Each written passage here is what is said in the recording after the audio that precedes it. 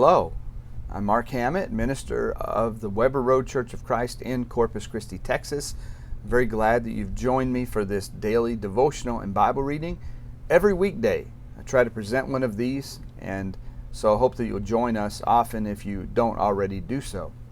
You may want to turn your Bibles to John 11, John chapter 11, and we'll be reading from there in just a few moments. It was October 17th, 1989, when a massive earthquake struck the city of San Francisco. People there gave a lot of thought to the foundation that those buildings were built on.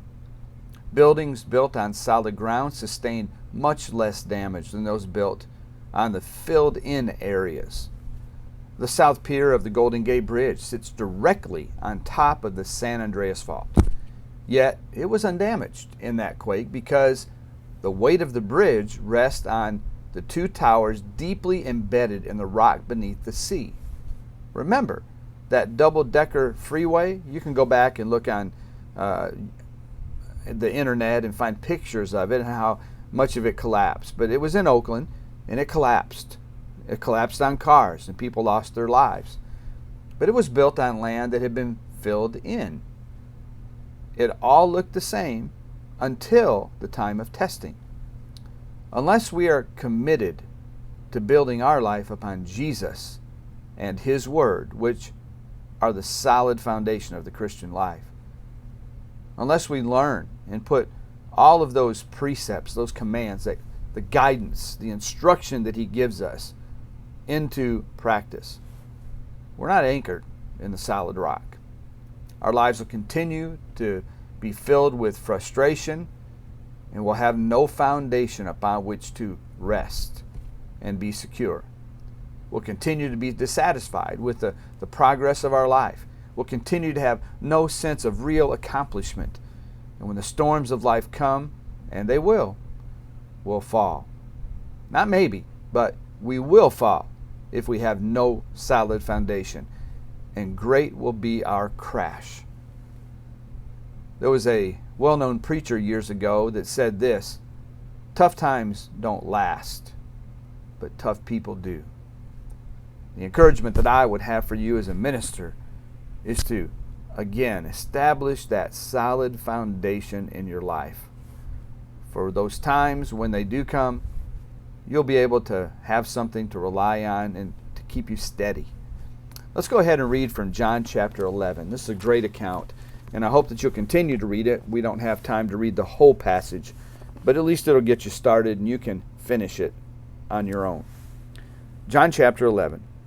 Now a certain man was ill, Lazarus of Bethany, the village of Mary and her sister Martha.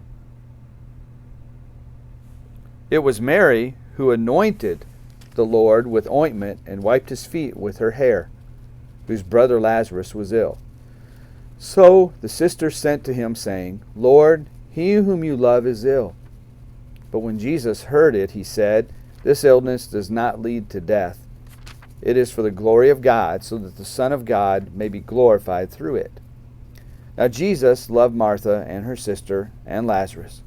And so when he heard that Lazarus was ill, he stayed 2 days longer in the place where he was. Then after this, he said to the disciples, Let's go to Judea again. The disciples said to him, Rabbi, the Jews were just now seeking to stone you, and you're going there again? Jesus answered, Are there not 12 hours in a day? If anyone walks in the day, he does not stumble because he sees the light of this world. But if anyone walks in the night, he stumbles because the light is not in him. After saying these things, he said to them, Our friend Lazarus has fallen asleep, but I go to awaken him. The disciples said to him, Lord, if he's fallen asleep, he will recover. Now Jesus had spoken of his death, but they thought he meant that he was taking rest in sleep. And then Jesus told them plainly, Lazarus has died, and for your sake I am glad that I was not there, so that you may believe. But let us go to him. So Thomas, called the twin, said to his fellow disciples, Let us also go, that we may die with him. Verse 17. Now when Jesus came, he found that Lazarus had already been in the tomb 4 days. Bethany was near Jerusalem, about 2 miles off, and many of the Jews had come to Martha and Mary to console them concerning their brother. So when Martha heard that Jesus was coming, she went and met him, but Mary remained seated in the house. Martha said to Jesus, "Lord, if you had been here, my brother would not have died. But even now I know that whatever you ask from God, God will give you." Jesus said to her, "Your brother will rise again." Martha said to him, "I know that he will rise again in the resurrection on the last day." Jesus said to her, "I am the resurrection and the life. Whoever believes in me, though he die, yet shall he live. And everyone who lives and believes in me shall never die. Do you believe this?" She said to him, "Yes, Lord, I believe that you are the Christ, the Son of God, who is coming into the world."